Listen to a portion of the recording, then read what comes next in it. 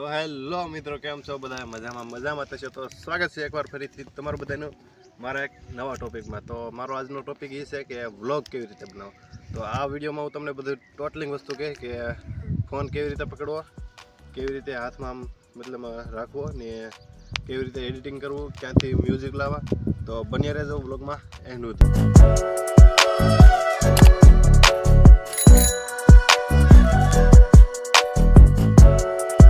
મિત્રો આપણો પહેલો ટોપિક તો એ છે કે આપણી કાંઈ એક નાની તો ફોન હોવો જોઈએ, મતલબ આવો 2 કેમેરાવાળો આવો સાદો હોય તો હાલે મતલબમાં.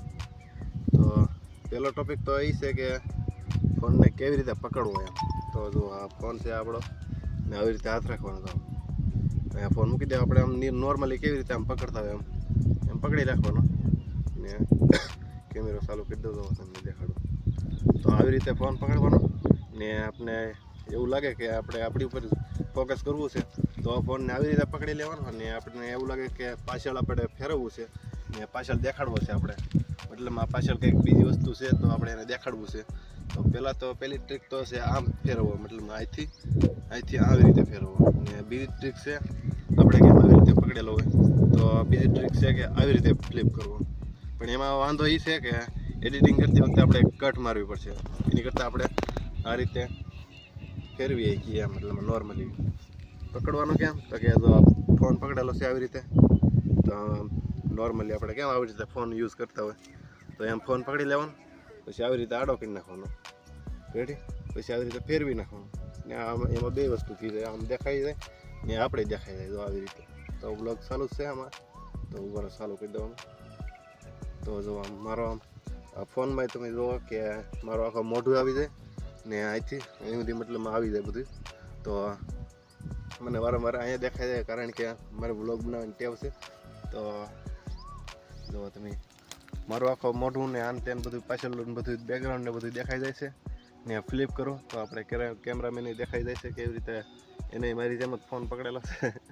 તો જુઓ આ ટાઈપનો ફોન પકડવાનો. ને શરૂમાં તો આપણે કાંઈ એવી મોટી વસ્તુ લેવાની જરૂર નથી કે કેમેરા લઈ લીધો, ગોપ્રો લઈ લીધો, આઈફોન લઈ લેતો, એવું કાંઈ જરૂર નથી. પણ એમાં મતલબ આપણે કાંઈ નોર્મલ સાદો ફોન હોવો જોઈએ ને કેમેરો સારો હોવો જોઈએ, સ્ટોરેજ સારું હોય જોવું, થોડુંક મતલબમાં 32 GB જેવું જોઈએ ને થોડોમ તો કેમેરો સારો હોવો જોઈએ. જેમ કે આનો કેમેરો છે, બહુ ખાસ તો નથી પણ તોય કેમેરાથી મતલબમાં વ્લોગ બનાવીએ કે એમ. ને આપણો આ છે બીજો ટોપિક ને એમાં ફોન આપણે મતલબમાં વ્લોગને આપણે ચાલુ કેમ કરવા, શૂટ કેમ કરવો. તો પહેલાં તો આપણે આપણો ઇન્ટ્રો દેવાનો છે. આપણો પહેલો વ્લોગ હોય તો એમ બોલવાનું કે જો ચાલુ કરી દો. તો હેલો મિત્રો, કેમ છો બધા? મજામાં થશો તો સ્વાગત છે તમારું બધાનું મારા એક નવા વ્લોગમાં.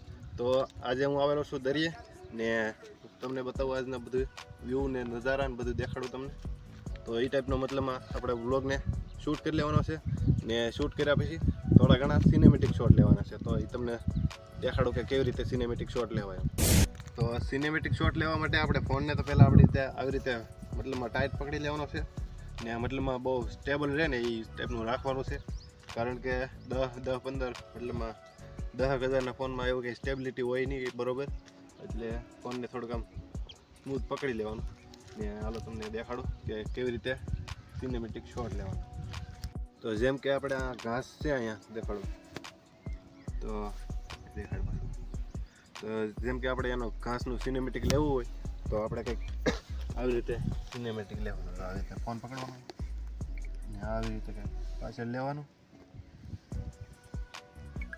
ને આવી રીતે કંઈક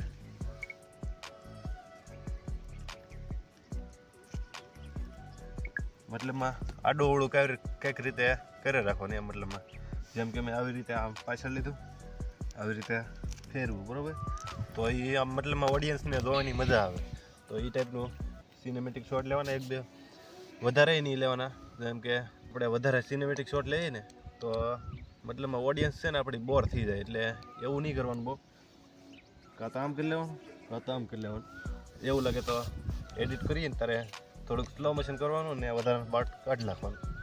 ને મિત્રો આપણે જેમ બને ને એમ 60 FPS નો ઉપયોગ વધારે કરજો. કારણ કે આપણે 30 FPSમાં છે ને તે જો આમાં 30 FPS કરેલું છે, આમાં 30 FPS 1080 FPS કરેલ છે, મતલબ 1080 30 FPS.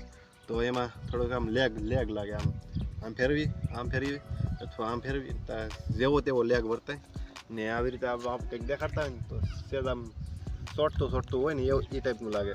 પણ આપણે 30 FPS 60 FPSનો ઉપયોગ કર્યો હોય ને તો આમ લેગ ફ્રી આપણે વ્યૂ આપણે દેખાઈ જાય. તો આમ ચારે ફરતી જોતા હોય, આમ ફેરવતા હોય અથવા આમ ફેરવતા હોય તો આમ મસ્ત વ્યૂ આવી જાય. મતલબ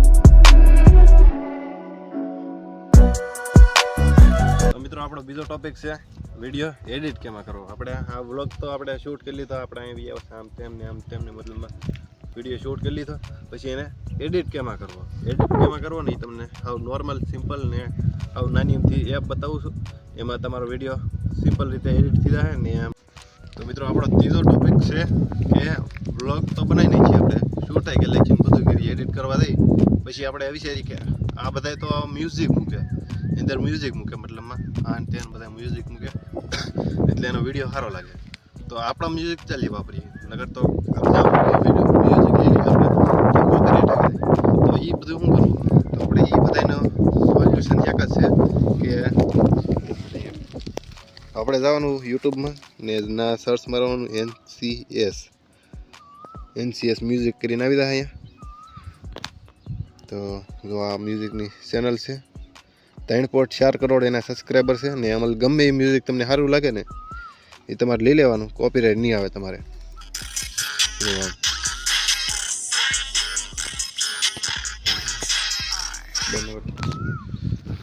તો તમે જોયું ને આ NCS નામની ચેનલ છે એક નો કોપીરાઇટ ચેનલ. તો એમાં તમે મતલબમાં ગમે એવી રીતે ડાઉનલોડ કરશો ને તમે મતલબમાં અમારા સોંગ લેખો ને એટલે તમારે એક પ્રકારના કોપીરાઇટ નહીં આવે. તો આ સહિત આપણા 3 ટોપિક છે એ પૂરા થઈ ગયા છે. ને તમને આ બધા મારા વિડીયો કેવા લાગ્યા ને એક કમેન્ટ કરી દેજો, ને નવા હોય તો સબસ્ક્રાઈબ કરી લેજો એક.